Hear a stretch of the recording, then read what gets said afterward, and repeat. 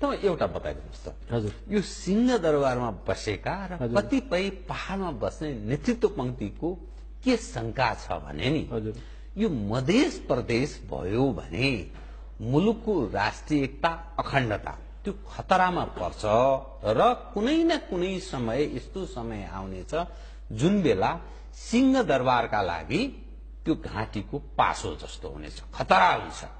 मधेसको जो chief minister होला अथवा मधेसमा जुन मानिसहरूले पकड जमाउलान् त्यो दक्षिणको इशारामा चल्छन्, फलत नेपाल खतरामा पर्छ भन्ने दृष्टिकोण राख्नेछन्। अब यसलाई कसरी जवाब दिनुहुन्छ? यो भनेको बिल्कुल तपाईको महेन्द्रवादी राष्ट्रियताको सोचको उपज हो। यसलाई म तपाईहरुलाई उदाहरण दिन चाहन्छु। मधेसको अहिलेसम्म जति पनि भूभाग छ 1 इन्ची पनि भारतसँग सीमा मिचिएको अवस्था चाहिँ छैन। मधेसीहरूले तपाईको एउटा सेन्डो लाएर धोती लाएर बिना सेनाको राष्ट्रिय सुरक्षा स्वाधीनताको संरक्षण गरिरहेको छ। कहाँ छ सीमाको विवाद? तपाईको सीमाको विवाद कालापानीमा छ, त्यहाँ मिचिएको छ, पहाडमा मिचिएको छ, मधेसमा मिचिएको छैन। अर्को कुरा म तपाईलाई भन्न चाहन्छु, अहिलेसम्म जति राष्ट्रघात गरे कसले गरे बताइदिनु। कोशी कसले बेच्यो? महाकाली सन्धि कसले गर्यो? कर्णालीको सन्धि कसले गर्यो?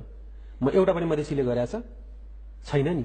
त्यसकारणले राष्ट्रियता कसैमा पनि यो देशमा छ भने सबैभन्दा बढी राष्ट्रियता मधेसीमा छ, कुटेर राष्ट्रियता भरेको छ। त्यसकारणले त्यो तपाईसँग गर्नै पर्दैन। यो देश यो नेपाल यो प्रमाणको हिसाबले बडा प्रमाण योग्य तर्क गर्नु। अर्को भन्दैछु, यो देश मेरो हो, उहाँहरू दिने को, म लिने को? मेरो राष्ट्रियतामाथि प्रश्न गर्ने, म उहाँहरूको राष्ट्रियतामाथि प्रश्न गर्न चाहन्छु। बेलुका बेलुका विभिन्न राजदूतसँग डिनर खाने अनि बाहिर बिहान आएर जनतालाई भड्काउनलाई राष्ट्रियताको भाषण गर्ने। हामी बढी राष्ट्रिय छौं।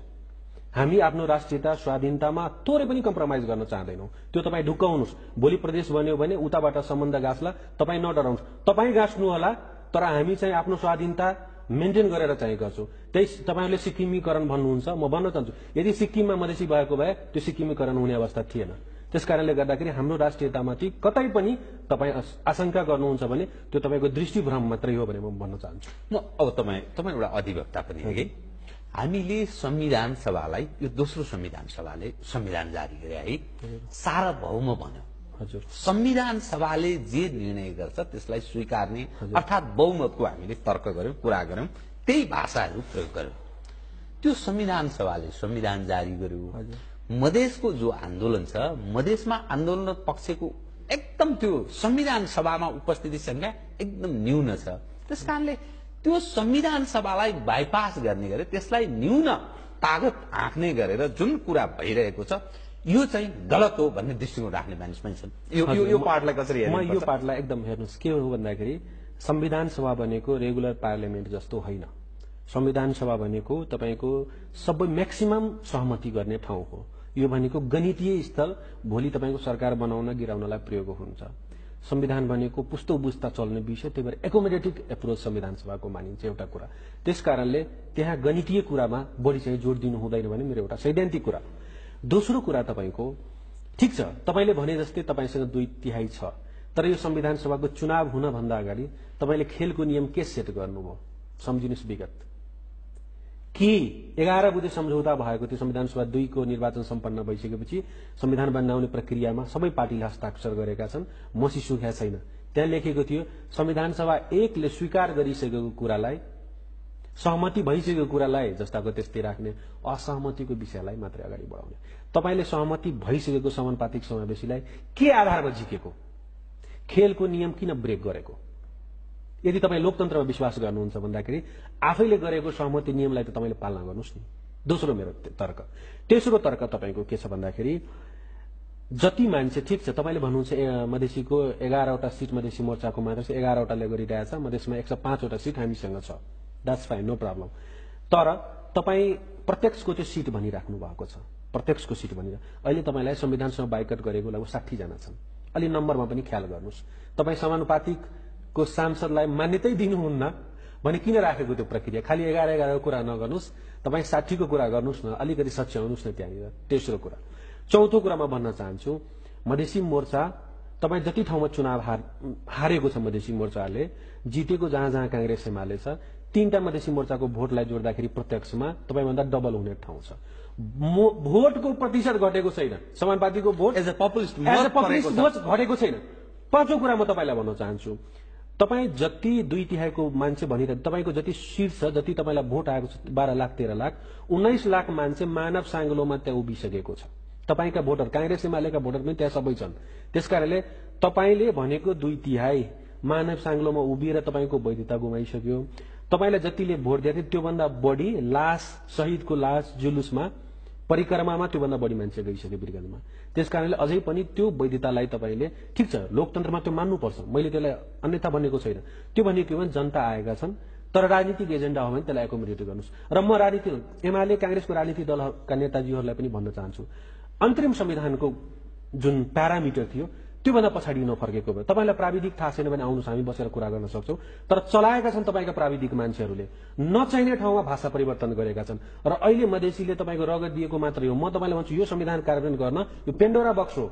हरेक स्टेपमा तपाईँले संशोधन गर्नुपर्ने ठाउँ छ। यस्तो कम्प्लिकेटेड ल्याङ्ग्वेज प्रयोग गरेको छ, यति ठाउँमा चलाइदिएको छ। त्यो जान गरे कि के थियो? त्यो जान केही मान्छेले गरेको छ। म भन्न चाहन्छु ती पार्टीहरूले पनि आफ्नो पार्टीभित्र छानबिन गर्नुपर्छ कि कसले यस्तो गर्यो, अन्तरिम संविधानको भाषालाई कसले चलायो, प्राविधिक हिसाबले कसले यस्तो कठिनाई सिर्जना गर्यो। म उहाँहरूलाई, श्रद्धेय नेताहरूलाई म आग्रह गर्न चाहन्छु, देशको हितमा सोच्ने हो भने तपाईको अहिले मधेसीले उठाएको मधेसीको माग मात्र के मधेसीले चाहिँ मधेसीको समानुपातिक समावेशी हुनुपर्छ भनेर भनेको छ र समानुपातिक समावेशी त्यो भनेको तपाईको घरको दिदी बहिनीको पनि समानुपातिक हुने हो, पहाडको पनि जनजातिको पनि समानुपातिक हो।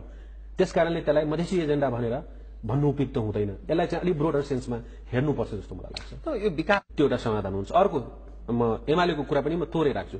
सरकारको नेतृत्व एकातिर गरिराख्ने प्रधानमन्त्री जस्तो तपाईको जिम्मेवार व्यक्तिबाट बारम्बार कहिले चाहिँ तपाईको जनावरको आन्दोलन, कहिले काहीँ कानूनी अनुसार कारबाही गर्छौं, यस्ता समुदाय लक्षित अभिव्यक्तिहरू नदिन म आग्रह गर्छु। थुतुनुमा नियन्त्रण गर्नु पर्यो। अहिलेको मधेस आन्दोलन ओलीजीको बोली र गोली दुईटाले गर्दाखेरि भड्किएको हो।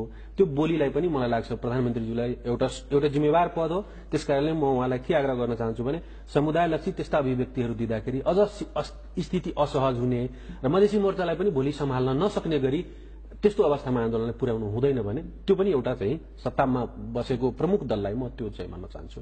एउटा तपाईँ जिम्मेवार है कि एउटा अधिवक्ता पनि जाने बुझेको समाजलाई राम्ररी बुझेको मानिस, राष्ट्रपति त्यो जानकी मन्दिर जानुभयो है, देशको एउटा महामहिम व्यक्तित्व, एउटा त्यसमा पनि महिला, जुन गतिविधि त्यहाँ भयो नि मधेसका आफूलाई मधेसी मोर्चाका बजाउने मानिसहरूले, यो उप तपाईँको दृष्टिकोण सुनौ न।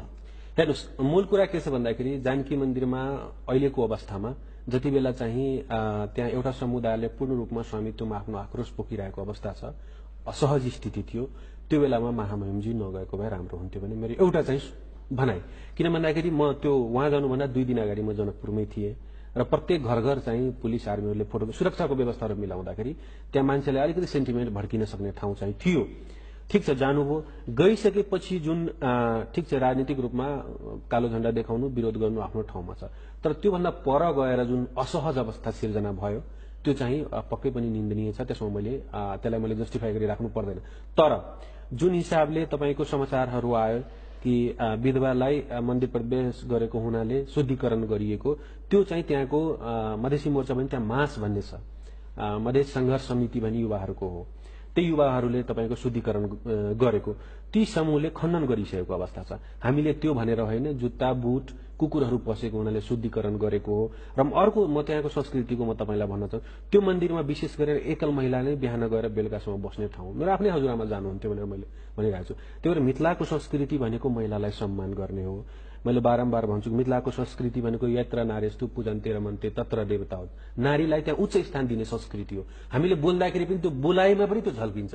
त्यसकारणले त्यो समाजलाई एकल महिलालाई गइसकेपछि शुद्धिकरण गरिन्छ, त्यो बिल्कुल गलत हो, खेदजनक हो र त्यस्तो घटना घटेको छैन। यदि घटेको छ भने त्यो मलाई लाग्छ पूर्ण समाजले त्यसलाई अस्वीकार गर्ने घटना हो, कुनै एउटा व्यक्ति दुईटा व्यक्तिले गरेको भनेर समुदायलाई चाहिँ नहेर्दा हुन्छ र त्यो खेदजनक छ, त्यसमा कुनै शंका छैन। तर त्यो पुष्टि भएको छैन। जसरी समाचार माध्यमले यहाँ काठमाडौँमा आफू अनुकूल व्याख्या गरे त्यो गलत हो म भन्न चाहन्छु।